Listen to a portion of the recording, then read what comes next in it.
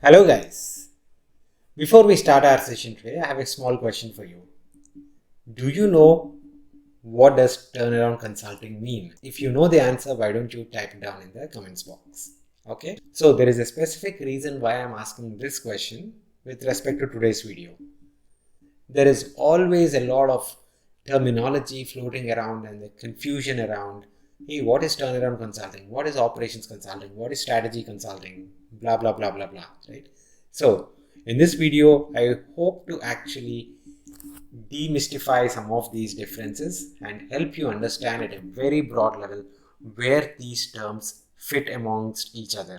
And taking one step forward, which companies operate in which specific fields. It is not just about McKinsey, BCG, Bain, or A.T. Kearney. There are a lot of other firms, and we will put all of these things on a specific map and understand that, hey, where do each one of these firms play. All right, let us get started, guys. The first thing that you need to know when we talk about consulting is that, hey, you are basically going and helping a client solve their specific business challenge. It could be around their sales problem, it could be around their marketing problem, it could be around their operations, or it could be any of the challenges, but you as an external organization are going and helping a client. So that's the first situation. So with that being said, let us now understand what are the different pieces of this puzzle. Let us start off with a very simple explanation of what is strategy consulting and execution consulting. When if a client is coming to you and saying that, hey, I have an issue with my sales, how do I fix these issues? If you are saying that, hey, this is the roadmap, these are the 3 or 4 things that you need to be doing over the next 6 months, 8 months, 12 months, then you are essentially giving them a strategy, right? But if you are actually going and supporting them in their day-to-day operations of implementing that strategy to improve their sales, that is called as execution. All right. And the firms that we know typically, right, McKinsey, BCG, Bain's of the world, they fall under the strategy department. Okay. There are a lot of other companies. I'll give you probably some names which you not have heard before, like Partners in Performance, then Delta Partners, all right, and to an extent you can say Accenture Consulting or any of the tech consulting companies, right? These could be in the execution phase. The reason why I'm putting Accenture Consulting or tech consulting in the execution bucket is because, and these guys would be suggesting them about, hey, how their technology strategy should be, and most of the times these guys also help them with implementation. Here comes also Deloitte Consulting. Deloitte also does a lot of execution work. Now, Partners in Performance, Delta Partners, these are, you can look up their names. These are specific execution firms in few areas. Now, let us jump into that specific aspect. What are these few areas, right?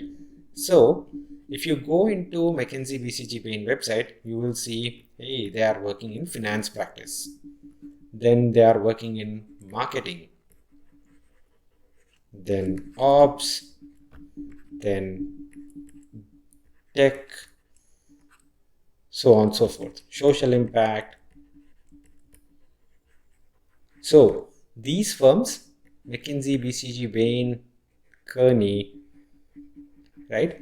They work across different practices, functions, and they work across different industries. That is, hey, they work in healthcare, they work in telecom, right? They work in, let's say, retail, bunch of these different. So they work at intersection of different industries and also technologies or functions, correct? But if you take specific firms, let us take KPMG. KPMG focuses a lot on audit,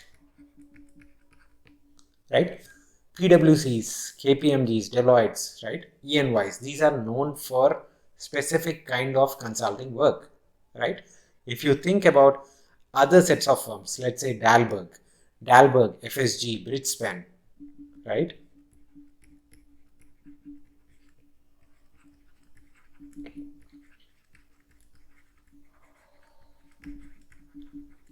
These are social impact consulting firms. They work a lot in social impact area.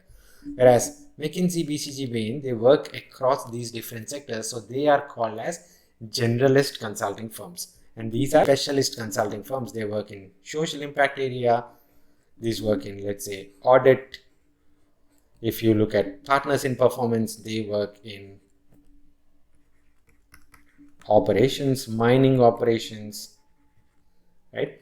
And now, if you go to our favorite term, turnaround consulting, there is AlixPartners, and